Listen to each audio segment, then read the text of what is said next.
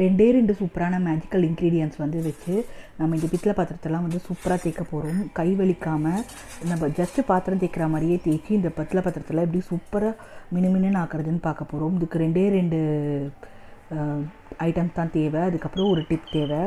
இதெல்லாம் பார்த்திங்கன்னா சூப்பராக வந்து வாஷ் பண்ணிடலாம். இதுக்கு வந்து ஜஸ்ட் வீட்டில் யூஸ் பண்ணுற நம்ம சாதா இன்க்ரீடியன்ஸே போதும். இது வந்து ஃபஸ்ட்டு யூஸ் பண்ண போகிறது நம்ம வந்து சபீனா. 1 கப் சபீனா எடுத்துக்கிட்டிங்கன்னா இன்றைக்கி இவ்வளோ பித்தளை பாத்திரம் தேய்க்கிறதுக்கு 2 லெமன், ஃபுல் லெமன் இருக்கு இல்லையா, அதை வந்து எடுத்துக்கோங்க. ஸோ வந்து லெமனை கட் பண்ணிட்டு இந்த ஜூஸு கொஞ்சம் சபீனா போட்டு ஃபஸ்ட்டு பாத்திரம் தேய்க்கிற மாதிரி லைட்டாக தேய்ச்சி விட்டுருங்க. இந்த தட்டெல்லாம் வந்து நல்ல கருப்பாக இருந்துச்சு. கொஞ்சோண்டு புளி சேர்த்துக்கோங்க. நமக்கு புளி மட்டும் போட்டால் கூட அந்த மாதிரி வெளுக்காது.